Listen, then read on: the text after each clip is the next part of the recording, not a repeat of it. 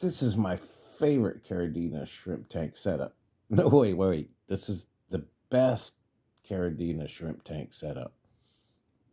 Hey there, all my shrimpy friends. How you doing?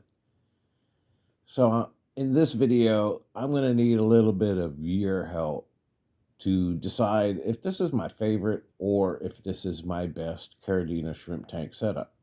So there's tons of reasons why I can tell you it's my favorite, and I'm going to try to hit a few of them, at least the main 3 or 4 reasons why this is my favorite. Also going to touch on why I think it's one of my best methods of setting up Caridina tank.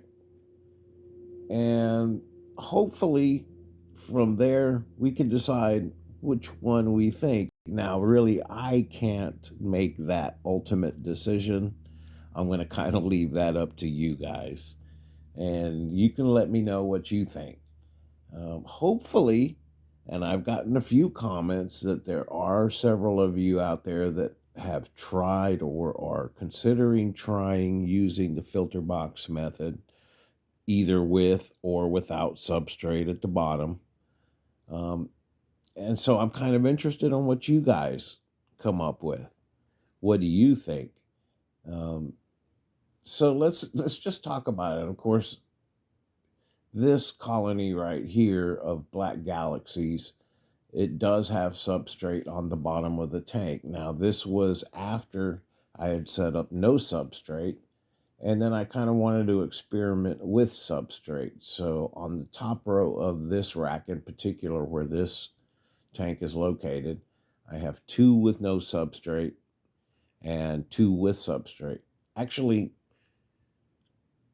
2.5, because one of the tanks that originally had no substrate, I did put a small layer of substrate because I wanted to see something.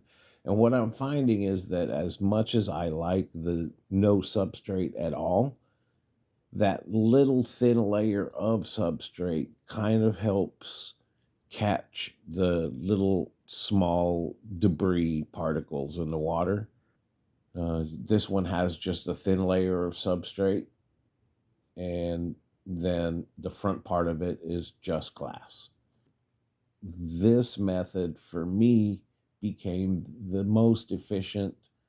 It's affordable, it's easy and simple to set up, and it doesn't take quite as long for everything to get dialed in. In other words, I don't really need to do a long cycle on these tanks to get them ready. Of course, I'm using filters that I do cycle in the other aquariums for a little bit. So that gives me a little bit of a head start on the process of the aquarium cycle. I like to use 2 boxes.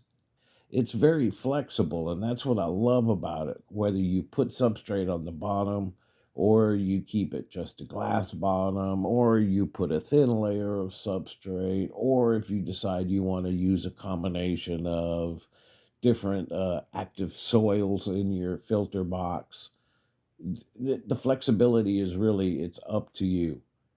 I mean, look at these shrimp.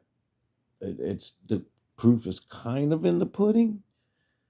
But again, I have to leave the final determination up to you guys. And what do you think? Because I'm obviously going to favor to what I'm doing, and because it's working for me.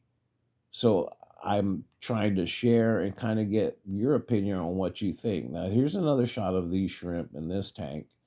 You can kind of get an idea of the pattern that I'm trying to reproduce and stabilize.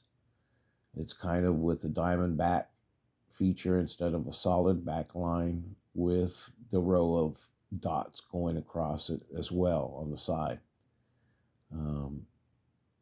It's getting closer and closer, but every once in a while they throw one of these blue bolts or extreme blues, and he's already very, very blue. So here's another one of those diamondback galaxies, but this one's got a little bit of metallic mix in it. Here's one that's a purple metallic, but it's also got like stripes, black stripes on it. These PRLs, I have 3-banded ones, I have 4-banded ones. I have some that have really dark red legs, some that have really bright white legs with looks like they have socks on their claws. Those are really cool. Um, Again, this batch here I separated specifically for that double row of dots and diamondback pattern. That's what I'm trying to, ultimately, that's what I want. That female has the double row of dots going across, but she has the solid back line. I want that separated diamond back line with the 2 rows of dots. Here's when I first set up this tank. Well, not first, but it was fairly new. You can tell the filter floss is pretty clean. The PRLs in here, once I put them in, they just exploded. I put them in here about 2 months ago, and they're beautiful. Look at how the colors are. And that's what I really like.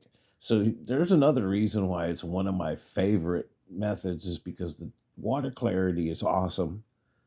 And it gives me the opportunity to really look at the shrimp and, kind of get an idea of how their health of their shell is, just the overall health of the shrimp, and the health of the water.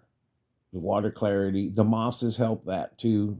I use mosses as a guide. When the mosses aren't doing well, it's usually something wrong with the water. So in this tank, I decided to go with the double sponge filter and a box filter and a thin layer of substrate.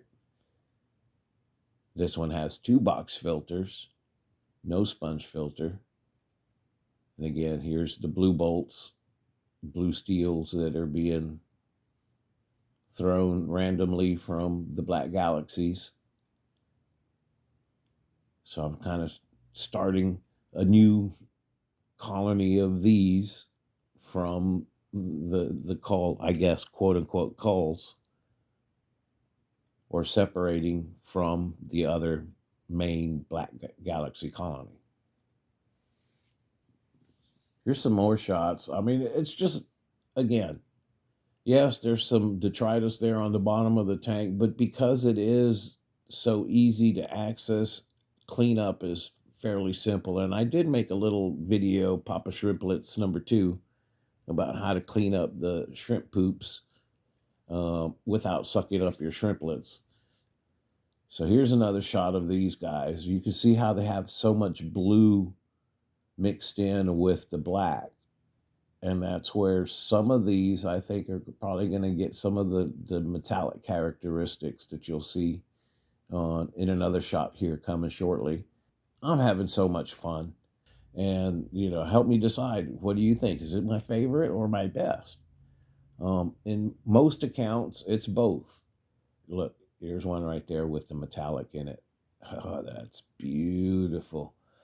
This is my project tank here, and I'm trying to see if I can start getting some orange eye genetics into these shrimp.